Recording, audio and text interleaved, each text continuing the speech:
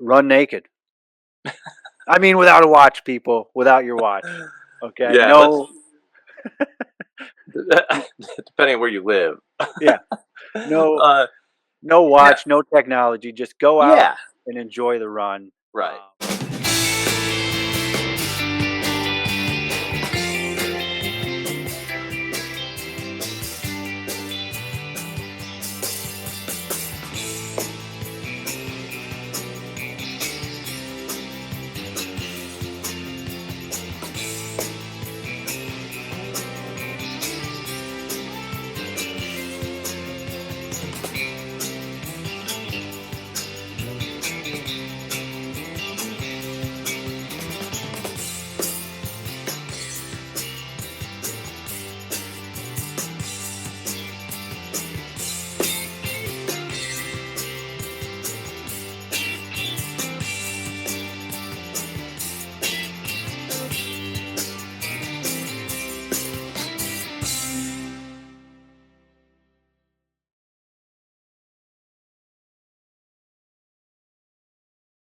Running with Maverick and Wolfman.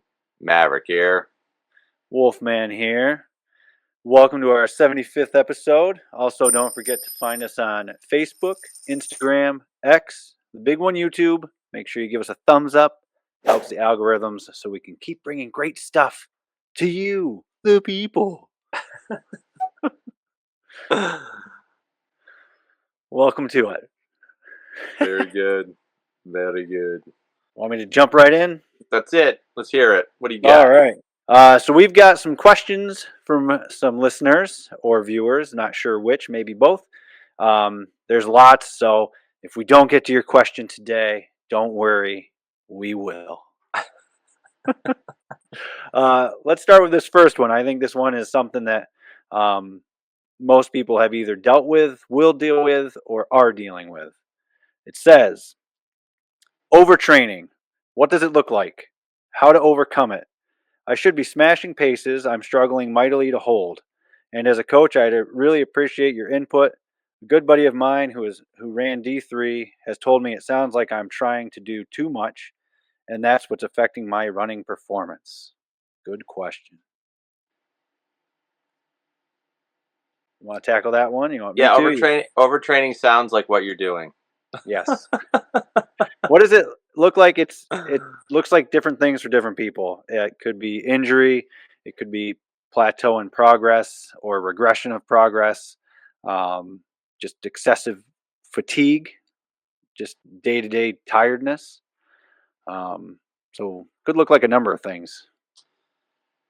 If it feels like you're doing a race, then you're pretty much racing. Yeah. And what I mean by that is if you're out on a long run or a workout and it feels like you're running really hard and really fast and it's hard to hit the pace, you're probably running too hard. Yeah. Especially on the long run. Like if it's just an easy day or a long run day and you are struggling, it's way too fast. It's better to run incredibly slow than to run that pace. Mm-hmm. Yeah, and it's not just the running too. It's a combination of everything you're doing. If you've got a high labor job and you're quite busy, that's going to affect it. If you're going, I'm only running 30 minutes a day, but you're going to the gym for 2 hours, 2.5 hours, that's part of it. It's not just the running. Recovery is a good thing to do. Yeah, there's a misconception about how much training you have to do. And I think that's where people always get lost. They think, oh, well, I should be training for an hour, hour and a half, 2 hours. Some of the best races that I ever did was on minimal training. Like you're talking like 5 miles a day. And I was running some fast paces because I didn't need anything really long. It's crazy. Like looking back to what we did in college, how many miles we did and how we did them. Like some guys were ready for that and some guys weren't. We really shouldn't have all been on the same page. Mm-hmm. Yeah, and you shouldn't be constantly building. When you're really training for something, you should taper into it, meaning that you're getting, pretty well full recovery before that event. And you should incorporate down weeks into your training. For instance, I'm a big Daniels guy. and I usually have what I call 3 on weeks and a week down. So I'm going to use 100 for the sake of argument because it's easier because it's all based on percentages. But um, if I'm at 80% of my peak, which is 100, then my 4 weeks should really look almost like 80, 80, 90, 70, 90, 90, 100, 80, and then you taper down. So you have these built-in down weeks, and then maybe you have 2 workouts in each of your building weeks, but you only have 1 workout in your recovery week. Um, you're kind of mixing it up, and um, stress that's not physical is part of it too. If you're having a lot of stress at work or at home, that's going to affect your training as well. Right, right. There's a lot of factors to go into. You're absolutely correct on that. I think the best advice would be to just take a step back, look at your whole program, and say, like, what's realistic, what's unrealistic, where am I at, what can I take away? Do I really need to hit these paces? Do I have to worry about these times so much? And most of the time, your answer is no, you don't. You're over worrying, you're overtraining, you're over everything. So Hmm. Hmm. when you relax and take a step back, a lot of times that's enough to help you run even better and you enjoy it more. Yeah, So absolutely.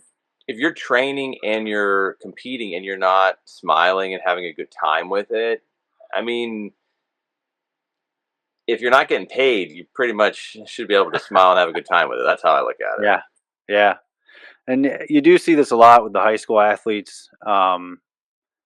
Young athletes, newer athletes to the sport. They're just go, go, go, pound, pound, pound, faster, faster, faster. You need that downtime. I thought of a couple things that you might be able to incorporate that might help you kind of, like Maverick was saying, enjoy it and slow down. Run naked. I mean, without a watch, people, without your watch. Okay. Yeah, let's No, depending on where you live. yeah. No, uh, no yeah, watch, no technology. Just go out yeah, and enjoy the run. right, Some people, especially in today's technology world, they struggle with that. right. Um, if that's not something you think you could do, find somebody you really enjoy running with that might be slower than you. Let Yes. them control the pace. Go at least once a week with someone who's slower than you are and just have a good time. If you do Yes. that, that will help tremendously because it'll be at least one day that you know you're not running fast. Yeah. And don't try to speed that person up. You let them set the pace, even if Hmm. they are incredibly slow compared to you. And I'm Yes. talking like you're running 10-minute training pace and they're running 15. That's fine. Don't Yeah. worry about that. That's people always get worked up about that. And I think we were the same way, up until some point in our lives. We would worry about like, I gotta hit 7-minute training pace. I gotta hit 7-minute training pace. I gotta hit 6:30. Like, why? What? Like that doesn't do anything. It just stresses you out. It doesn't Hmm. help. It's too fast. The coaches weren't saying you got to hit these times. They just Yeah. go for a long run. They didn't care. Yep. Yep. Yeah. And the bulk of your mileage is going to be those slower paced, easy runs. That's the bulk of your mileage. Yeah. Um, and it's so you can recover. It's so much more fun if you just relax and enjoy it, Yeah. and the times Breathe. will come. That's the irony of it is like you're Yeah. so wrapped up and worried about it, but if you just relax, it just works out. Yeah. That's what I found. That's me personally speaking. If I relax and just enjoy the run, I always ran faster. If I was worked up, if I was extra training, doing something, try to get ahead, it would always sabotage. Sabotage. Are we allowed to say that word? I don't know. Give the Beastie Boys some credit, right? Was that the Um, Beastie Boys? Yeah, it was. so yeah, I mean, absolutely. Just take some time off. Take a day off, do something else, run with someone who's slower. These are all good things to do, Yeah. Yeah. and it'll be all right. It'll be fine. You've got this. All right. What else is that? It is that the end of that question? I think we covered that one. I think we Yep, covered that one. we'll call Do you that want to pick? covered. You want to pick the next one? No. No. Letting you pick the questions, good Oh man. man. Let's see. Here's a good one for this time of year. What are you layering with when outdoors in the winter to minimize chafing and maintain comfort? I've had great luck using my heated gloves, but the rest is tougher to figure out. Oh yeah, I read that one. I didn't even know there was heated gloves. Did you know that? Yeah, but I don't run in them. I I have did. heated things for hunting, but I'm Oh, sitting still for hours on end. Like oh, last week it was in the 20s. I've never bought heated any. I just buy like higher end Yeah. athletic gear. Yeah. This one for me, it's a lot of trial and error. I think Yeah. you Yep. try something, it chafes, you try something else next time. Um, I'm very particular with my running gear, so I'm not afraid to spend money on it, and sometimes I Right. think you pay for quality. A lot of the running gear has those flat seams. You know what I mean? I forget what they call it, but the seam is flat, so it decreases the rubbing. And in those high friction areas, Body Glide, Vaseline, put something on to kind of stop it. But I always have a tighter base layer on, so tights, Under Armour, whatever it might be, and then I'll have looser stuff on top, um, and then maybe a windbreaker if it's quite windy, something like that. But yeah, Yeah, I agree with you. I think there's a lot of experience, trial and error experience that makes it. So if you're new to the sport, even if it's a different sport you're going out and into the cold with, I would get some good high quality gear. And you don't have to pay a ton of money for it. You can always buy it on sale and try it out, see how it goes, see what you like, what you don't like. But absolutely, layers is important because you can always take something off. You can't put anything yes, on if you're out there. You want to be a little bit cold when you go out, but you don't want to be freezing when you go out. If you're a little bit cold, usually within the first mile or two, you'll warm up and be comfortable. But I'm not talking freezing. Like if you're going out in the zeros, no, like that might not even be a day to run on. Like sometimes you got to yeah, just say it's too cold for what you're doing. But if it's like 20 degrees, and you're kind of used to the cold temperatures, definitely a bunch of layers. Sometimes face masks work well, a hat on top of the face mask. Just stuff like that where you can easily peel off a hat, throw it in your pocket, or carry it. hmm, Um, but you don't want to go over the top on like it's 40 degrees and you're going with a face mask. And, like you're going to be yeah, overheated yeah. unless there's some kind of crazy wind or snow going on. You're not going to need excessive gear on that kind of day. Yeah, that's a But good point. You almost want to be, like you said, not freezing, but slightly. You should be somewhat uncomfortable temperature wise at the start of the run. If you're comfortable or warm, you're overdressed probably. right, like you might be warm in your house, your office, wherever you're Right. getting started, wherever you Right. get layered up. That's fine, but you don't want to be like walk outside and be like, "Oh, I'm nice and toasty. I could Yeah. be out here all day not doing anything." It's like, no, is it? You're not in the city just watching a concert or something like that. You're gonna be moving around. Yeah. Kind Yeah, of. another point would be like if you ever watch like a construction crew, like Yeah. sometimes like you see those guys, they're like those guys and girls, they're in like a sweatshirt and you're like, Yeah. wow, it's freezing out, but they're moving around, they're doing a lot, they're generating some heat, and there's Yeah. probably multiple layers underneath that which you're not seeing, like you said, maybe some like tights, Under Armour, that kind of thing. That makes a huge difference. Yeah. Yeah. I was thinking along the same lines. Like if you wouldn't wear it outside to shovel snow because you would overheat, you probably shouldn't wear it running because you're probably going to overheat. Um, and moisture wicking stuff is good to have. It'll you take know that moisture away from your body and keep you warm. every single person with like a snow blower is like, got to get rid of it, hun. I got to get myself a shovel so I can know what I'm doing with my run.